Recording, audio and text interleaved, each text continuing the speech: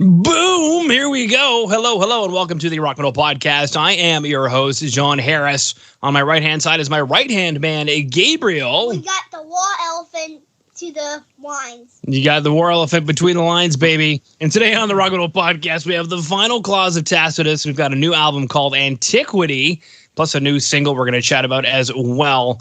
And right now I'm being joined by Tom, and Tom's going to share some more information about what this war elephant is doing between the lines in a period of antiquity. And obviously they had blood after this, so they gave them some blood remixed, of course. So we're going to go ahead and chat about what the boys have been up to. Tom, welcome to the show. Oh, thank you very much. It's great to be here.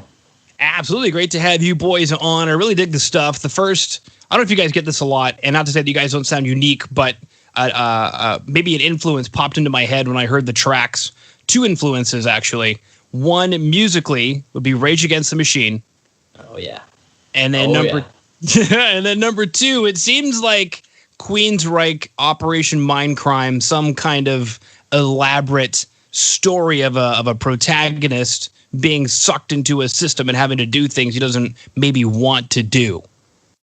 Yeah, I guess so. You've got the first one pretty much on the head. I'm a fan of Rage. I like the groove. It's always funny. Everyone always seems to get they always like the Rage influence, and then their second influence always seems to. It's always different from person to person. So it's interesting. Beautiful. Now, something that I think that I may or may not have exposed. You can remedy my ignorance here. But especially with regard to the storylines that follow on the YouTube videos for each of the tracks on Antiquity. Is this a story? Do we have a protagonist? What's going on? What's going on is a big question, I guess. The whole album was kind of penned a little bit, mainly by Matt, our vocalist. He went through a lot of stuff last year and year before, and the whole album is basically him just wearing his heart on his sleeve, but maybe not as obviously as people might expect. But it's shown through the protagonist of the story. What's his name now? God, I can't remember. Let's call him Jimmy. I'll just call him Jimmy for the time being. And it follows his descent into madness from the death of his father. Which is sort of a direct link to the problems that Matt had. But yeah, just the mental decline. But also we just thought we like zombies and action. So we thought we'd put in an element of the zombie apocalypse in as well. Because everyone likes a British zombie apocalypse romp. I've never heard of one. Is there one that maybe I should have heard of before? No, we are pioneers in that genre, but everyone's liked it so far. So I'm just going to go along with the assumption that everyone will like a good old-fashioned British zombie romp. Well, that sounds like a slice of fried gold if I've ever heard it. Sweet. Okay. Now, I guess my first question then, and obviously Matt was okay with it, but it seems like something that is very personal to Matt. He's already putting his heart on his sleeve. He's already a singer. You know, all the things that go in line with vulnerability. Yeah. Actually, I had this chat recently with somebody about singers are vulnerable because if my guitar is out of tune, I just tune it. Or if it needs new strings, I just put new strings on it. But if it's my voice, I actually have to do a considerable amount of work. So it's a very vulnerable thing. So he's got his voice. He's voicing his life. He was okay with turning it into a zombie apocalypse? Yeah, it was his idea. I mean, certainly he deals with I think a lot of us do, a lot of musicians do, we deal with our real life problems through our music. But we're quite aware we're not a serious, we're not serious in the sense that we'll take ourselves and our music too seriously. And we want people to have fun. So while they've got this heavy-handed undertones to it, we kind of just wanted to color over it with just a good bit of fun because we like fun. Music should be fun. It shouldn't just be all doom and gloom. I don't know, Tom. All the years I've known you, Tom, I've never heard you accused of being fun. So I don't know. Well, no, you're quite right. Well, beautiful. Now, I guess with regard to these two tracks that we're chatting about today, War Elephant and Between the Lines specifically, that were, I believe that were chosen for the interviewer. That's what Emma was pushing. There's a video for every single song. So I guess my question is, why these two tracks to chat about today? So, I mean, War Elephant, I think, culminated. War Elephant is towards the end of the album. So it's almost the culmination of the story that we portrayed as a 10-chapter story. So 10 songs, 10 episodes. So it's right at the very end, and it's the culmination of it, but also it's the culmination of Matt's journey. So it was important to him. Musically, it just kind of works nicely. It's just got a nice slow groove to it. It's an easy song to listen to. So it kind of fit in all respects. And in Between the Lines, I think we chose more for the musicality of it, just to push forwards. It seemed like it's catchier. It's not as heavy as the rest of the stuff in the album. So it showed a different side of us, really. There wasn't so much an element of the storyline for why we chose In Between the Lines. At least not that I know of. Okay. Now, I guess something you mentioned there was War Elephants toward the end of the story, and I kind of find it interesting you guys picked a war elephant of all things, but it's quite the imagery there, especially going into the historical context of war elephants and whatnot. But I guess my first question then is, if you don't mind taking us through the arc of the story, how does the story unfold? And then I guess one of my other questions is kind of going back to, well, why a war elephant? That's so specific. Well, I mean, I'll take you through the story, and hopefully I'll come to the realization of why a war elephant when I come to describe it to you. The idea is that the whole story starts when our protagonist, he's at the funeral of his father, and things just start to go wrong. Essentially, he goes through a bit of a mental breakdown. He chases after this idea of a father of a key, in fact, of this information, this lost information, the life he could never have. And he tries to find this key. As it turns out, it's actually a key. He finds himself in a situation where his father was actually some sort of scientist, trying to essentially bring back his son and bring back his son's life, who died when he was younger, and he's gone through this whole cloning thing. We find out our protagonist is in fact a clone of his father, for his father's loss of his son, and by the end of it, the son just wants to be free of everything. He doesn't want to be weighed down by his past, by what he was supposed to be, who he was supposed to be. He just wanted to be free. And I guess we just thought a war elephant was cool, and showed the iconography of such a freedom in the realm of antiquity. This is true. I don't think battle elephants are used anymore. Not commonly, no. I've not seen one for a while, admittedly. Yeah. I'd throw one out there just to have the same effect they did back in the day. Yeah, I mean, I would say it was a mistake to stop using them. To be honest, I think they'd be quite a deterrent. Over in England, we have mounted police patrolling parks and things, and I think if they were on an elephant, nobody would do anything wrong. I agree with you. I completely agree with you. Beautiful. Bring back the war elephants, I say. That's right. Provided that it was kind enough to the elephants. We have to be animal friendly, don't we? Yeah. There's a lot of arguments with regard to horses, if we're even friendly to the horses. Yeah. That are being used. Now, they're still coming from Canada. That's what we call Mounties, mounted on horse. Oh, yes. Your accent is most definitely Canadian. Oh, why, thank you. I must admit, my only real interaction with Canada is the TV series Due South. No, that's it. That's my only real connection to Canada, is watching Due South as I grew up. Okay. But those Mounties were fantastic. Better with elephants, though. Abso-freaking-lutely. Better with elephants. Now, I'm really curious about this video series.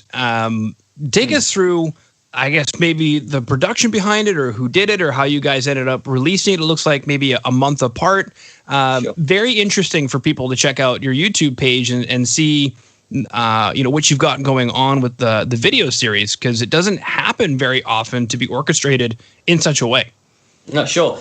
We know a local animator, and we like keeping things local. We've got quite a nice little local community, music community, and local fan base. And as well, the music industry doesn't really have any definition anymore. No one really knows where it's going quite yet, or where it's going to stop with the whole idea of streaming. It's all a bit new, so we kind of thought, let's just do something that we thought would be great. So we knew this local animator.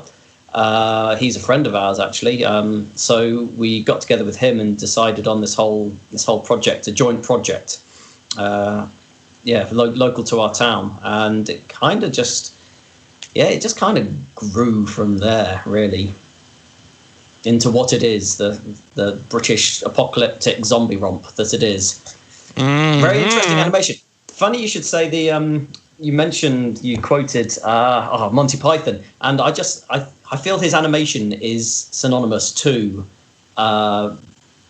Monty Python animation. It's got that kind of cutout feel to it. Yeah, and I suppose at that time they were pioneers of that kind of animation, which is usually resultant of not having enough budget. Yes. Quite right. Budget is obviously a big part of it, isn't it? It certainly is. But no, I think you definitely hit the nail on the head on that one. Is the music industry is in a place where, as a band, you can do whatever you want with it, and you're in control of that. And I think it's really cool to watch you guys make use of something such as YouTube as a platform to connect with fans and whatnot, because let's face it, I can't really interact with you on social media. I can't hear your music. I can kind of watch your videos and things on some platforms, but really Spotify is going to be where I'm going to connect with you, or Apple Music, or YouTube in this particular case. So I think flooding it with relevant content and not just a badly filmed rehearsal is a good way to go. Yeah, we got lots of those badly recorded rehearsals that we have never released, just for our own sakes. But yeah, we thought we'd save everybody the trauma of having to watch those. Mm-hmm. Now, something that happened quite recently, and this kind of edges into our next conversation, which I'll open with. So since this album Antiquity was released, kind of end of 2019, correct? Yeah, that's right. Yeah. So you guys probably had this parchment paper that went on past your knees, all under the floor, as far as your plans for making 2020 the best year ever. Yeah, we like to start each year with a general yearly plan. That, as you are insinuating, got quickly burnt, thrown to the floor, stamped upon, and we had to kind of think on our feet somewhat. But then so did everybody else, I guess. Everyone's suffering in some way, aren't they?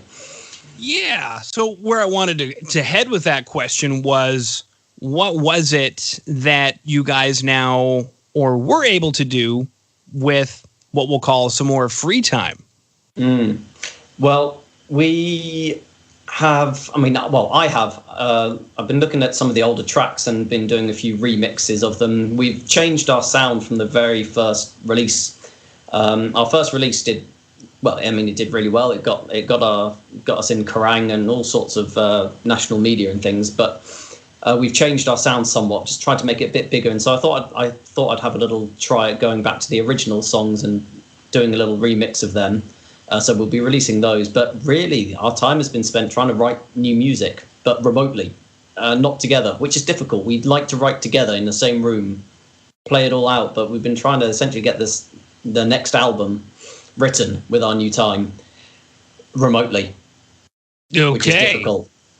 It's different, but I think different is good, isn't it, really? I mean, you can sometimes come across things that you wouldn't normally come across when you're doing something you're not really expecting to. Maybe. It kind of depends. I mean, if you really don't like it, you really don't like it. True. I think it's worked in our favor so far. I think we've got some nice ideas coming forward, actually. So, and now it's coming to a point where we can get together again. It'll hopefully evolve into something special. Mm-hmm. We'll see. Watch the space. That's what they say, isn't it? It is what they say. So going back to something you had mentioned originally, we'll just take it all down because I've been studious and I've been taking notes on what you've been saying, Tom. Like that you enjoy a white wine. Is it crisp? Is it like with Pinot? Yeah, it's crisp. Actually, it is Pinot. I don't often drink it, but I decided we had some. I made some nice Italian food last night, and decided a Pinot would go well with it. So yeah, I like my white wine. All right, perfect. Learning more about Tom every day. Now, the John and Tom show. The John and Tom show. Yeah. Give them.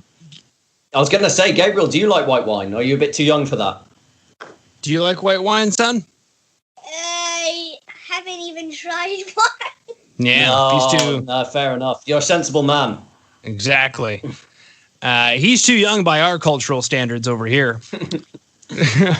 Remember, North America is where all the European sex odyssey people came over, or the prudes. What was that thing in Euro Trip? They came over to North America because they were tired of all the steamy, hot, kinky European sex that was going on. So they came over to North America to be prudish. Yeah, that was only the people who didn't come from the UK, I think, though, wasn't it? Something like that. Perfect. Now, Give Them Blood. Is this one of the remixes that you were chatting about? Yeah, that's right. Yeah.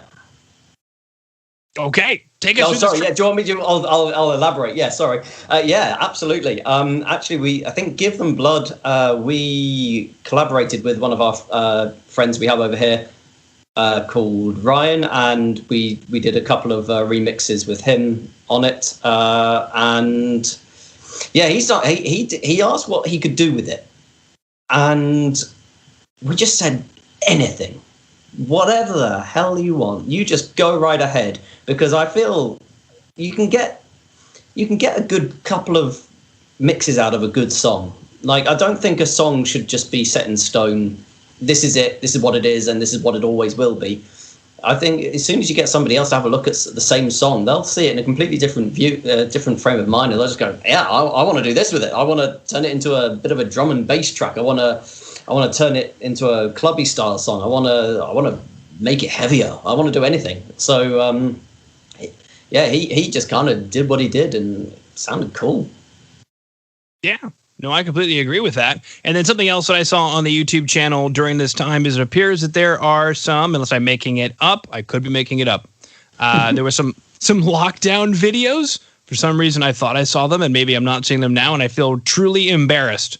Well, I don't know. I mean, I'll be honest with you, John. I don't often post things myself onto the Facebook things. I'm not very good at the old social media. That is Matt, the vocalist. That's his domain. So if we have done a few videos in lockdown. Whether he posted them and has taken them down, or whether he has posted them and you can't find them, or whether he just didn't post them at all, I honestly couldn't tell you.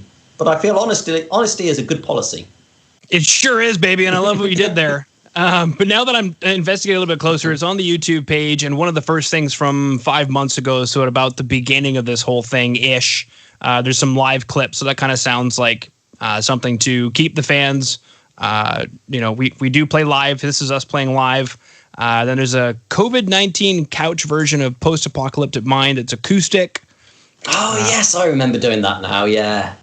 And then an Adele remix of Hometown Lockdown. So that's where I saw that stuff. And so I just kind of wanted to touch on, well, what are you guys doing maybe for the fans since you can't play live? Well, that was probably the extent. As I say, we want to release these remixes just to keep a little bit of interest going, reimagine a few of the songs. It's been hard, though, because while a lot of musicians can do just a home live recording, they'll just be able to do an acoustic thing. We all do our own instruments, and while I'll do backing vocals, my job is guitar, and Matt's job is vocals. So trying to put these things together remotely to make it sound live and to make it live is really difficult and requires a lot of technology we probably don't have. So we've been trying to do what we can. Matt's, thankfully, he's got himself his little home studio sorted out now, and so along with my one, we're starting to put some bits and pieces together. But yeah, COVID has shown some real challenges in trying to keep people engaged. We can't just do a live stream because you can't sync up with other people on other rooms because you've got like a second lag or half a second lag. You can't play music to that. So it's just been trying to post and trying to keep our heads above the water somewhat. Yeah. Now, something else that you had mentioned towards the end before was how difficult it is to remotely write a new album. So I wanted to just touch on this new album, how it's coming along, and ostensibly, what should we expect from the album? Yeah, so it's got a real different feel so far, and I love it when a band they won't just stick to the same old formula. I mean, you got AC/DC, and I mean, they're great, aren't they? They do AC/DC really well. But I like it when a band will just shift ever so slightly, left or right, from their main core sound, so that you can just get a little different flavors from what they give. So the last album, we had a little bit more, I guess, more dynamic range. We investigated our dynamic range a lot more.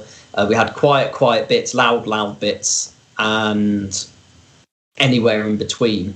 This new album, I think we're looking a little bit more to investigate our sort of our funky side, I think, really, and our broken down beats and sort of much simpler rolling along with a drum beat and a bass loop that Andy would provide, and would go through that and would try to create, I think, a lot simpler musical songs, but that people can just grab hold of a little bit more easily. Okay. Very, very cool stuff. Well, Tom, that concludes all my questions. Is there anything that you wanted to chat about that I did not bring up? This is one of those times where you go to an interview and you totally forget to write your own questions down on a piece of paper and say, have you got any questions for us? And you go, no. But really, when you think about it, like after you leave, you go, actually, my answer should have been yes, and I've lost the opportunity now. I think the only thing really is just to point out to people that they should look us up on YouTube and check out our videos. It's nothing you would ever have seen before or heard before, and do that on YouTube and check in on us and spread the word. It's difficult being in a band. You can do as much good music as you like, and then people go, oh yeah, I really like that. And you go, well, did you tell anybody else about it? They go, no, I didn't. No, I didn't tell anybody because no one's heard of you yet. And you you bash your head against the wall. So no questions for you, just a little rant. I hope that's okay. It was lovely. I enjoyed it. And Good. It reminds me, I just recently had an interview for a promotion at where I work. So I already work there. They had an opening. I interviewed for said opening.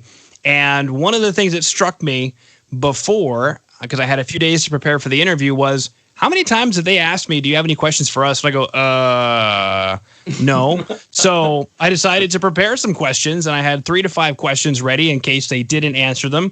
And when they posed that question to me, they were surprised and shocked and didn't know what to do, because somebody actually said, yes, actually. And I started hammering questions at them, and they were like,